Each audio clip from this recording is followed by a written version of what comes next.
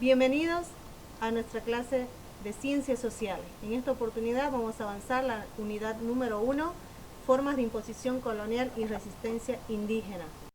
Dentro de este contenido tenemos el tema número 2, corregidores y reparto de mercancías, influencia religiosa.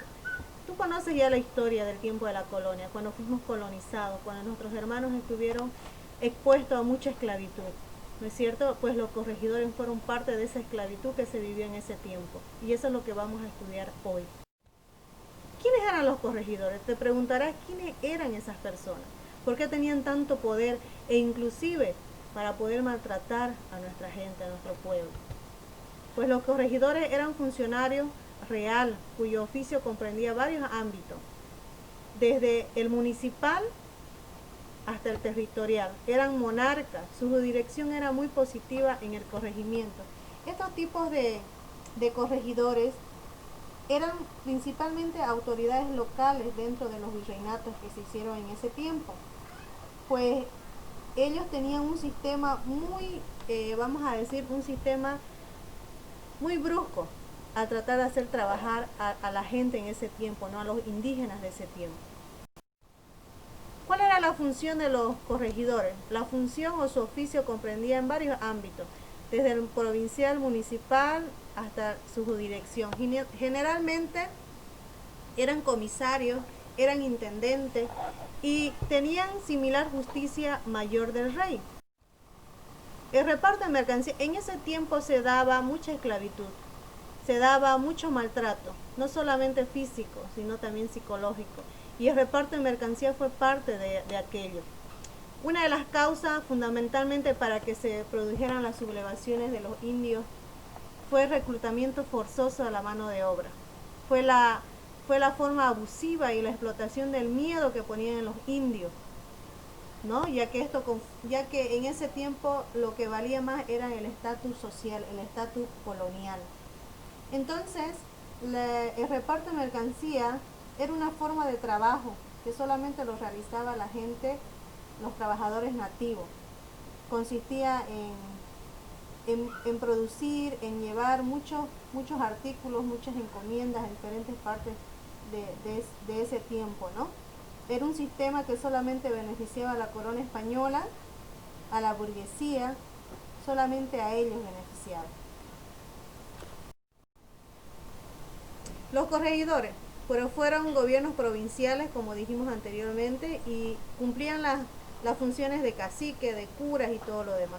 Pues ellos fueron parte de una esclavitud muy grande, ya que se dio la encomienda, se dio la mita, se dio el yanaconazgo, entonces todos estos o formas de sometimientos indígenas. La influencia religiosa. La influencia religiosa formó parte muy importante en ese tiempo de la colonización, ya que hubieron muchas órdenes religiosas, como por ejemplo los dominicos, los franciscanos, agustinos y los jesuitas.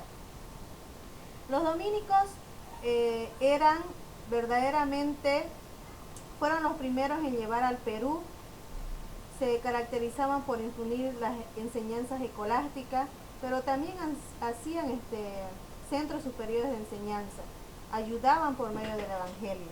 Los franciscanos llegó a América y se establecieron en lugares más recónditos del virreinato. Su objetivo principal o su finalidad era llevar la palabra de Dios a todos los indígenas.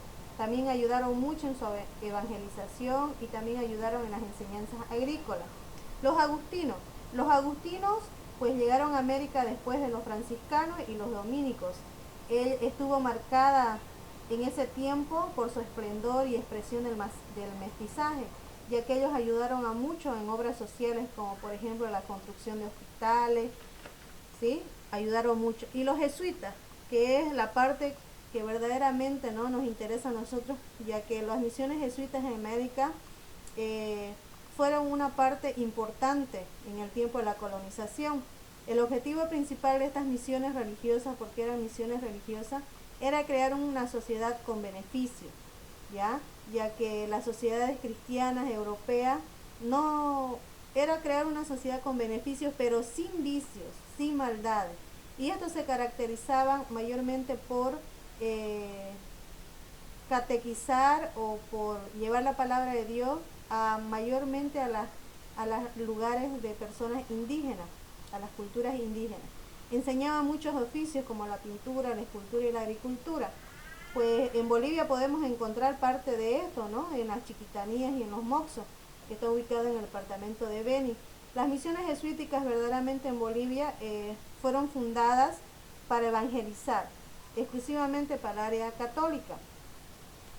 Pues estas misiones jesuíticas, así como hicieron mucho, también fueron parte de la evangelización o opresión en el sentido de religiosos en las culturas indígenas.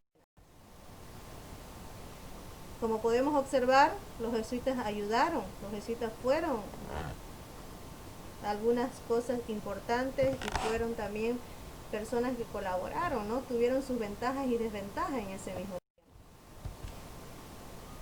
Las misiones del Virreinato de Nueva España y misiones del Virreinato de Río de la Plata y las misiones jesuíticas de Chiquito. Estos fueron los tres lugares, vamos a decir, donde se dio mayormente todo lo que estamos hablando del área de poder divulgar o de poder propagar la palabra del Señor. Por ejemplo, en las misiones del Virreinato de Nueva España, estas ciudades implantaron un sistema fundado justamente en estrategias para poder colonizar más, para poder ayudar y para poder instalar dentro de estos trazados urbanos la evangelización, ¿no? Y en el Virreinato de Nueva España, el Virreinato del Río de la Plata, en este tipo de virreinato pues las iglesias empezaron a fortalecerse más y mayormente se dio en México, ¿no? En Estados Unidos. Y en las misiones del Río de la Plata también podemos ver a los países de Argentina, Uruguay, Paraguay y Bolivia. Y justamente en las misiones jesuíticas de Chiquitos ya exclusivamente estamos hablando de Bolivia, porque hay lugares turísticos donde muestran verdaderamente la evangelización y las construcciones de templos, ¿no? Cristianos, como son las iglesias católicas, que podemos ir a observar, que podemos conocer por medio también de las redes sociales, por medio de internet, que la evangelización fue buena, pero a la vez también tuvo sus desventajas, ya que la evangelización tenía un objetivo principal, que era la enseñanza y propagación de la doctrina cristiana a aquellos lugares que las personas la desconocían o no la practicaban. Espero que este contenido te haya servido de mucho y que los conceptos hayan estado claros. Muchas bendiciones, nos vemos la próxima clase.